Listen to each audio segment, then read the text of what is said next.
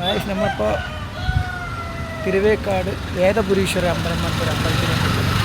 അപ്പോൾ അതിൻ്റെ ഒരു ഫ്രണ്ടാണിത്. ഇവിടെ എന്താ വെച്ചാൽ അമ്പലത്തിൽ വന്ന്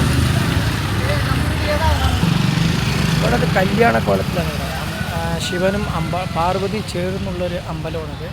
പക്ഷെ കല്യാണ കോലത്തിൽ ഉണ്ട്. കല്യാണമാകാത്ത ആൾക്കാർ ഇവിടെ വന്ന് ഇവിടെ അർച്ചന ചെയ്ത് സ്വാമി ദർശനം ചെയ്ത് വെച്ചാൽ കല്യാണമാകുന്നതാണ് ഐതിഹ്യം എന്ന് പറയുന്നത്. വളരെ ഫേമസ് ആയുള്ള അമ്പലമാണ്.